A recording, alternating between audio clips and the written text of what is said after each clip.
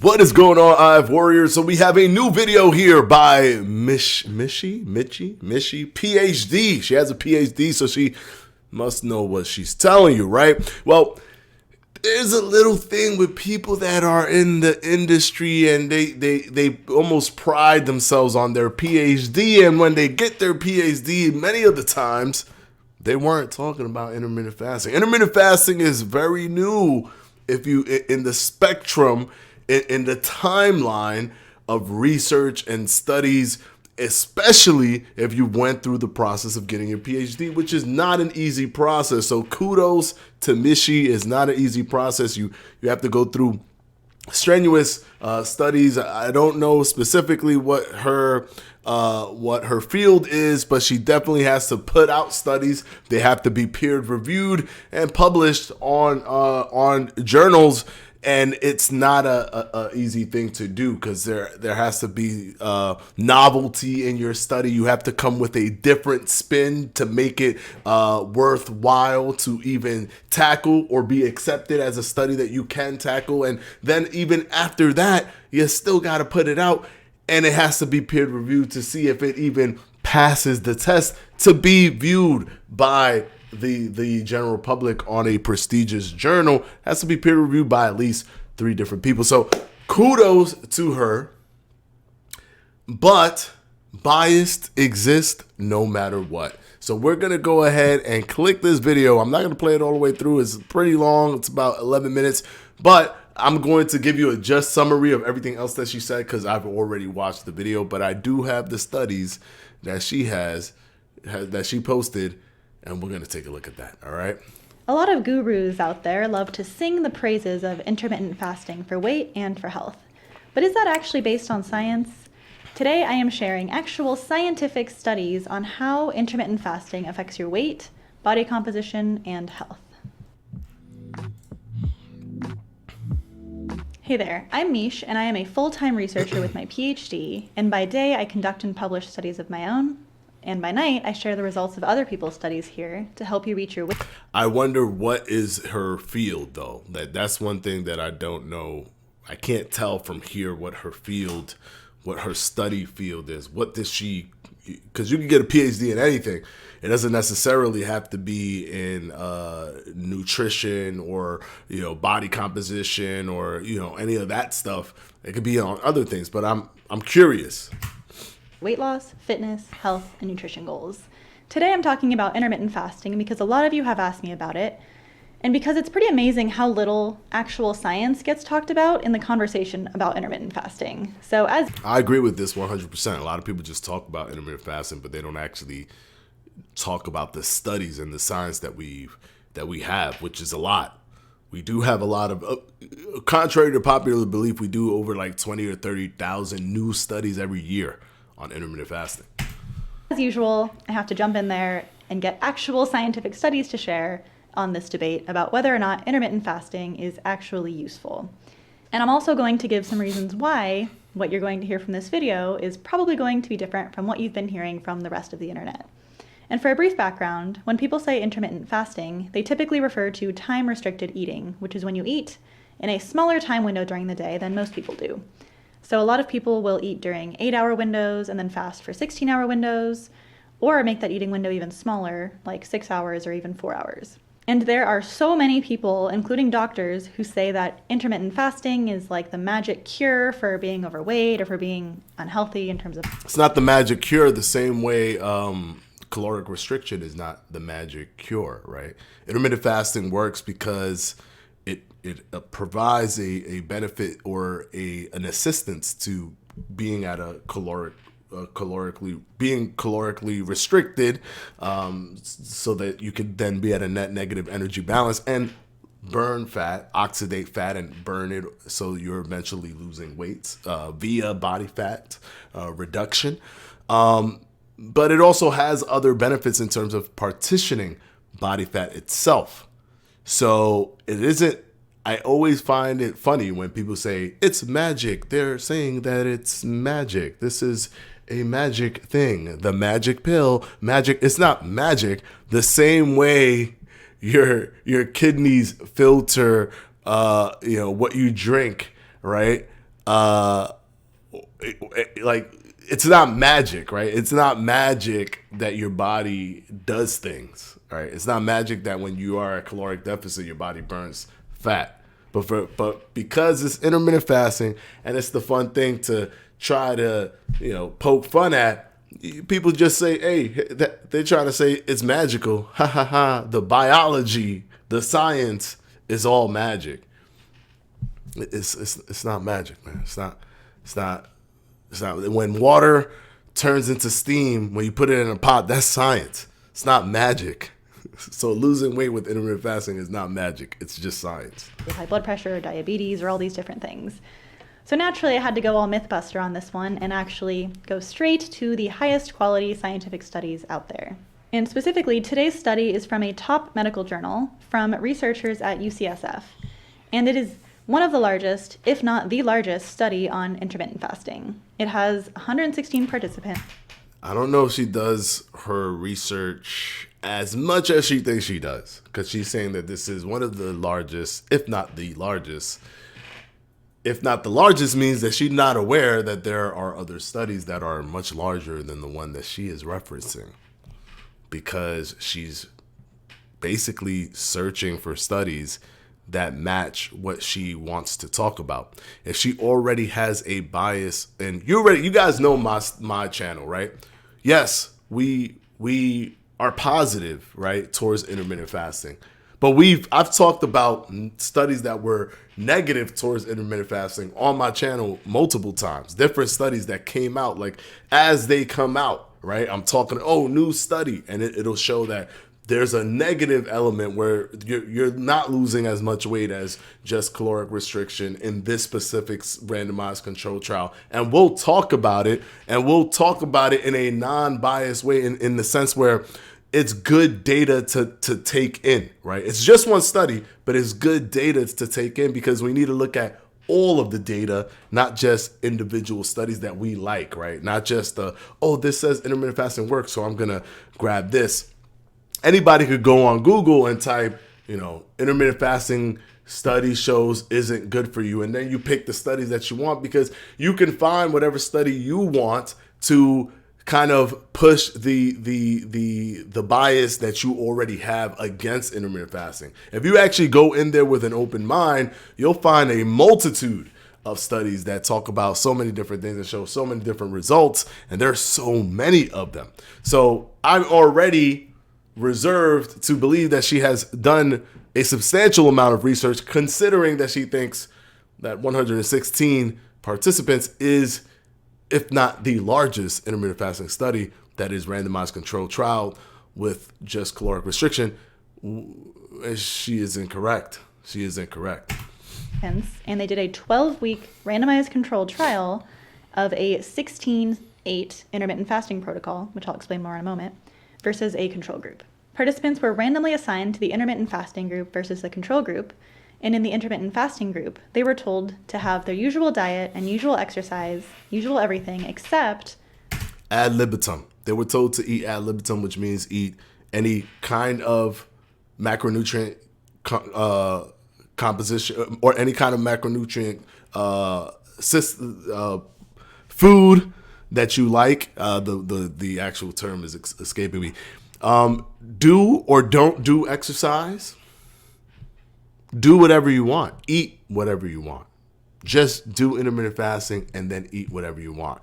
So exercise was not controlled for or managed, nor was within the methodology, nor was protein intake within the methodology. They could eat protein, they cannot eat protein. It's all up to them, right? So keep that in mind, because that's going to be important for what she says. They were only allowed to eat between the hours of noon and 8 p.m. And the only thing they could have outside those hours was water and black tea and coffee with nothing added, so no cream or sugar. So this means that they were fasting for 16 hours a day and eating for 8 hours a day, which is one of the most popular intermittent fasting protocols out there. The control group, on the other hand, was told to eat 3 standard meals a day, and they could snack as they wanted. So pretty much just be normal. Don't intermittent fast. And the researchers measured participants' weight and did DEXA scans to get at body compositions, along with a bunch of lab tests I mean, the detail. The devil is in the detail. I guess the devil's in the detail. You could tell by just the way people frame things if they have a hidden bias to to something, right? Just the way she said that right there, when she was like, "Oh, just be normal, don't do intermittent fasting," already shows her the undertone, the underlining intent of her video, and not just that, but just her perception or feeling towards intermittent fasting, which is a little bit disappointing, because even when you would think that with somebody that has a PhD, which once again I respect her 100% for having that, you would think that they would be more open-minded, but they tend not to be as open-minded. There are certain things that they're very rigid on moving from that, and this is kind of an example of that, in my opinion. Over the course of these 12 weeks of doing either the intermittent fasting diet or the control standard 3 meals a day diet. So first, for weight, the intermittent fasting group lost weight, about 1% of their body weight on average. But the control group also lost weight, and it was also about 1% of their body weight on average. And importantly, there were no significant differences between these groups. So the simple act of being in this study and having researchers telling you to do something with your diet and having to weigh yourself and do these body scans and whatnot, unsurprisingly, caused everyone to lose a little bit of weight on average, which is a known effect that is very expected, which I'll talk about more later because it becomes important later on. So both groups lost a little bit of weight over the course of these 12 weeks.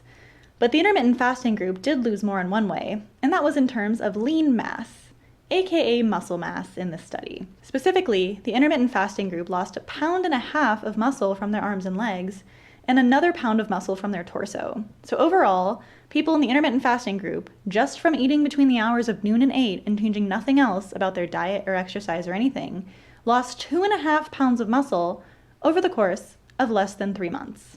Usually when you lose weight on the scale, about 20 to 30% of that is lean mass. But in the case of the intermittent fasting group here, 65% of the weight that they lost was lean mass, aka muscle mass.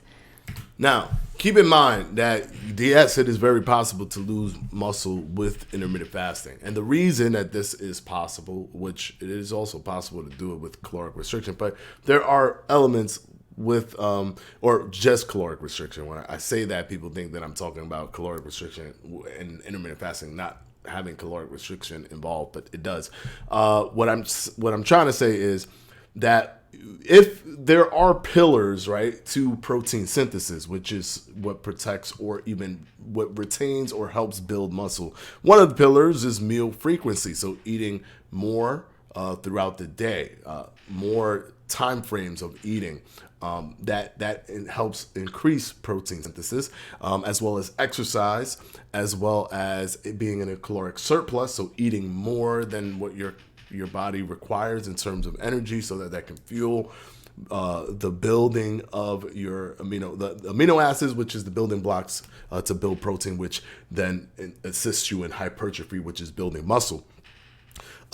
But then there's also another pillar, which is, so we said caloric surplus, exercise, meal frequency, and also eating more protein in your diet. She's saying this about this study of 116 people that was randomized control was a randomized control trial that did not track protein intake, which is important. It did not track if the participants were exercising, which is important, right? Obviously, they were not at a caloric surplus because they lost weight. And of course, meal frequency is something that intermittent fasting just wouldn't have the luxury of doing, because you're fasting for most of the day. You don't have the options to just have so many different meals. But that is just a pillar. It's not one that you need to retain muscle as effectively as someone else, but it can help, right? Just like when you're losing weight, calorie restriction is a thing, and so you're not going to be at a caloric surplus. So that's a pillar that you automatically just don't have when you're doing when you're in a weight loss program, right? So the fact that we did not get the exercise information, nor did they look at the protein intake, that is a big deal. Because some people, if, for example, if you've never done intermittent fasting before and you go into a study, which is very likely because they tend to try to get people who have not experienced the effects of intermittent fasting before to put them into the study for the first time, to have that effect happen for the first time so that they can see it's just much easier for them. So that's a question that they ask, and they try to make sure that they get people that not done it before. You're less likely to exercise if you've come from a position where you've eaten all the time or you've eaten more frequently and you use that as fuel to exercise. Unless you're told to exercise, people in the intermittent fasting group may just simply decide not to exercise because they feel that they don't have enough energy. That's part of the mentality of, a lot of people, or the zeitgeist understanding of intermittent fasting and just the fasting element. I don't have fuel to do this workout, therefore I won't do this workout. So that causes a lot of drop off in physical activity, especially resistance training, if you're not told to do it as part of the methodology of the study, which can then cause those who are in the normal eating 3 meals a day group to eat and exercise or be more inclined to exercise, while the group that's intermittent fasting are not, right? That is a very possible outcome. And that is the case for all of the studies that she's talking about here. So that is 2 to 3 times as much muscle loss as usual from weight loss. To put this into context for you, an average height, healthy weight woman would have about 35 pounds of muscle total, and that goes down as you age. So according to this study, you could be looking at a potential loss of over 5% of your total muscle mass in under 3 months just from doing intermittent fasting. And other studies have found the same effect, so it's not just this one. Other studies have found loss of muscle mass and even the prevention of the gain of muscle mass. So intermittent fasting makes it harder to gain muscle.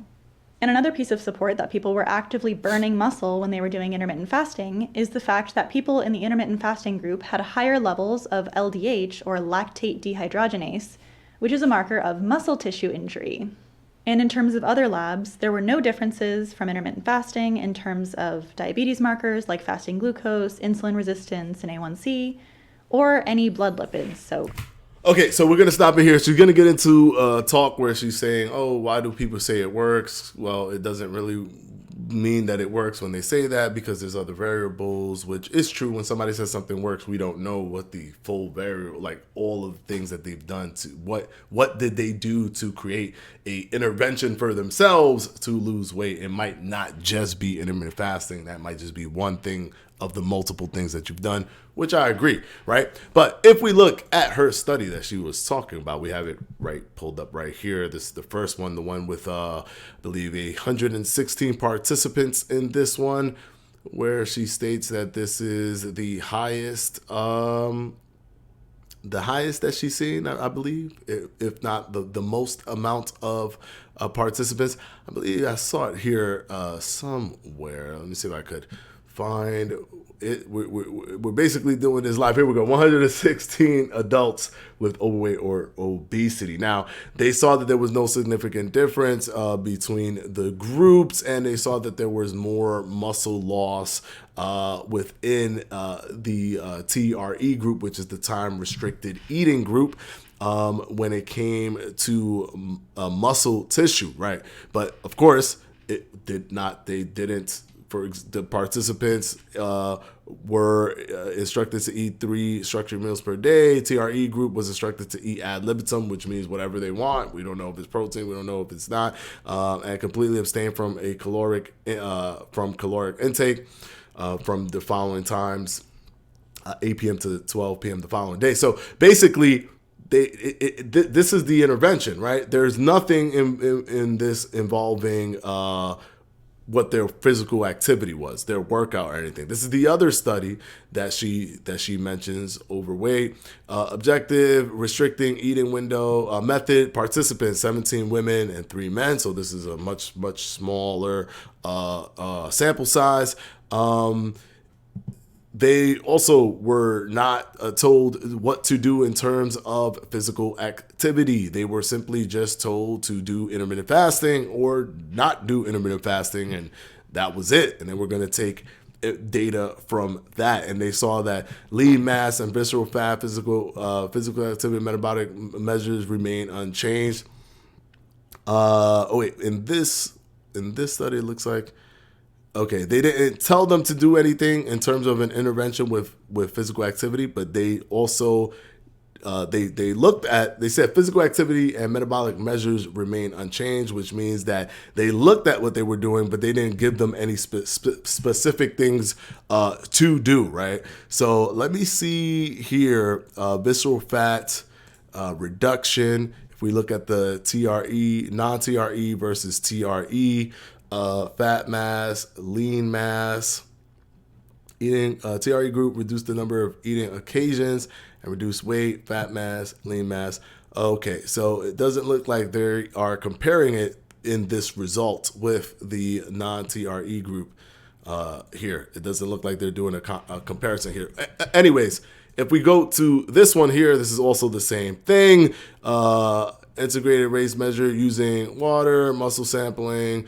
They also did not test for physical activity in this one or have them eat a specific diet that requires protein, right? So my point is, she's talking about randomized controlled trials being super important, which they 100% are, but there are other studies, if you don't cherry pick studies, that you can find that are randomized controlled trial. And for example, the most powerful study that you can find is not actually a randomized controlled trial, but it is a meta-analysis of randomized controlled trials, which, of course, your boy Edward V has done. This randomized controlled trial here that was put in the Frontiers in Nutrition journal, looking at over 43 randomized controlled trials and synthesizing that data, putting that data together of over 2,483 participants.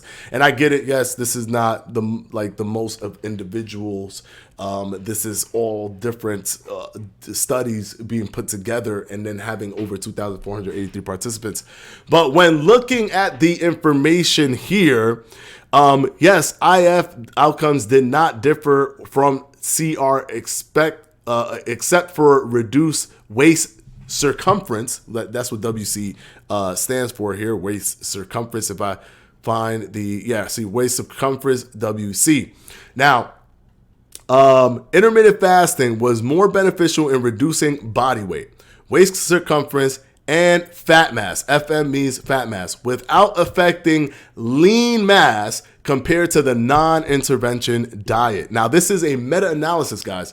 This is not one study. This is a multitude of studies, over 43 different randomized controlled trials, and they're synthesizing that data, putting it together, and they're getting this result. I have also effectively improved insulin resistance and blood lipid conditions compared to with non-intervention diets. However, I have showed less benefits over caloric restriction in terms of if IF outcomes did not differ from CR except for reduced waist circumference. Okay, so basically, however, I have showed less benefits over caloric restriction is simply talking about, for example, the fat-free mass of people after IF was higher. Let me see, what exactly are they talking about in regards to the caloric restriction not being showed less benefit over?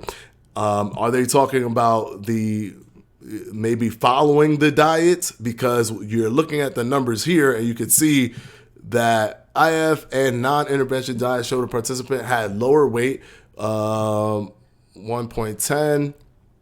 Let's see, minus 2.12, p-value of 0.03, so that's significant, statistically significant. And BMI after IF, the waist circumference of participants after IF decreased significantly compared to the non-intervention diet. IF regulated fat mass more effectively than the non-intervention diet. So the fat-free mass of people after IF was higher. So the fat-free mass being lean mass was higher. There was no difference in fasting blood glucose between the participants in IF intervention diet groups. The results of insulin concentration indicated that IF was significantly more beneficial than non-intervention diet standard mean. So I don't know what they mean in terms of, however, IF showed less benefit over caloric restriction. Maybe in terms of the participants' ability to stay in caloric restriction, but based off of the data and the results here from the randomized controlled trials, we see that there were benefits to waist circumference reduction, body fat mass reduction, and fat-free mass, which also lean mass, not being reduced in the intermittent fasting group. And then if we go into another study, intermittent fasting and weight loss and cardiometabolic risk, a randomized controlled trial in the JNR Nursing Research Journal, we could look at this, and it's a randomized controlled trial that was conducted on a sample of 101 overweight and obese adults with pre-diabetes.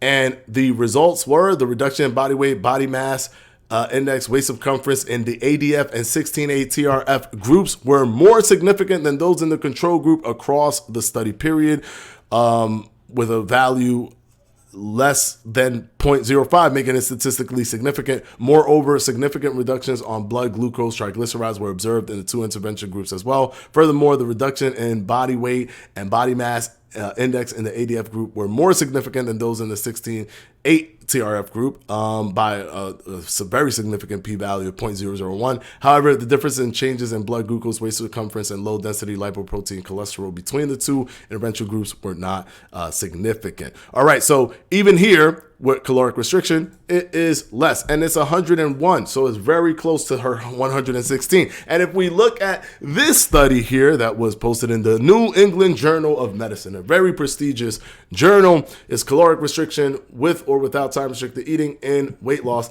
This has a 139 patient that entered. Of the 139 patient, it did reduce to 118 that actually completed a 12-month, not 12 weeks, 12 months, which is much more telling than just 12 weeks because this looks at a longer time frame.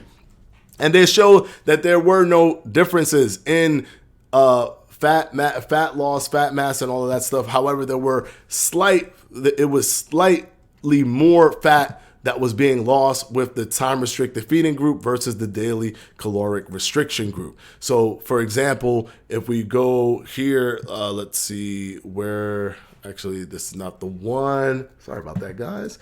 If we go here, body weight was lost more, not statistically significant and not significant, but it was more in the time-restricted feeding group, minus 9.4 kgs to minus 8.9 kgs. If we look at body mass, it reduced more, minus 3.4, minus 3.2, and then minus 2.9 and minus 2.3. And this is 6-month period and 12-month period. Waist circumference, same thing, minus 9.4, minus 8.7, 8.8, 7.0, right? And so we're seeing these are the differences, and it's body fat mass 6.9, 6.4, 5.9, 4.4, 4.5. Body lean mass, now, yes, slightly lower, right?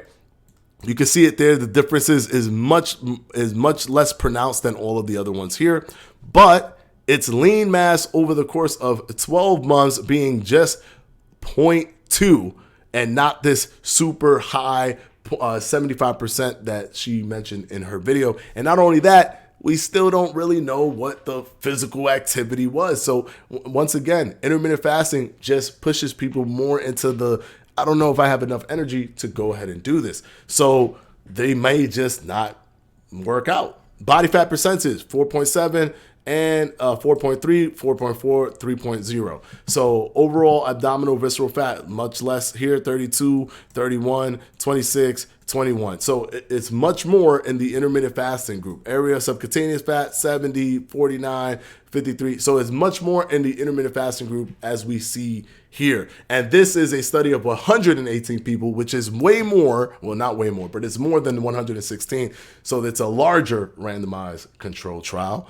And not only that, but really this is more important because it's a meta-analysis looking at 43 studies that have over 2,483 participants, showing that intermittent fasting was more beneficial in the sense of waist circumference reduction, body fat reduction, and even in retaining lean mass, which probably means that a majority of that group were consuming protein in adequate amounts and maybe even doing resistance training. So I did all this to show you that you can cherry pick any study that you want.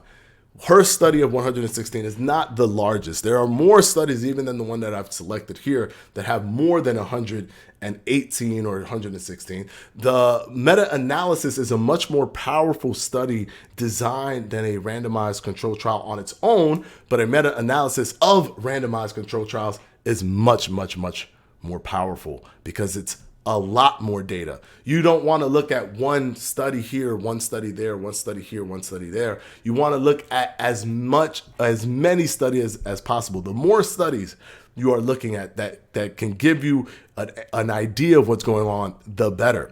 And if you don't want something to be successful, if you already have a bias for it, it's very easy to find a study that goes against it. Hopefully this video wasn't too long. My goodness, I think we have hit 31 minutes, but hopefully this video wasn't too long. Just wanted to do a talk on that video. You're always going to see people with PhDs and stuff, which I 100% respect. I still respect that person. Don't get me wrong, but they are grossly misled to believe that intermittent fasting isn't a thing that works or it makes you lose muscle simply because that's where their bias lies. Their bias lies there. And here on Fledge Fitness, we talk about the positive studies, the negative studies, and we look at meta-analysis, systematic reviews of a lot of the studies to try to get that data synthesized and look at what's really going on. Is there a benefit here? Is there not? Hopefully this video has helped you guys. I did all of this on the fly right now for you guys, so I apologize if there were some pauses here and there, but all of this stuff was done on the fly. These are studies that I've read in the past, so I have a general understanding of what's going on in these studies, but I wanted to show you guys what happens when you basically just pick a study to tell your own story, to tell the story that you want to tell. All right, we'll see you guys in the next one. Thank you. Peace out.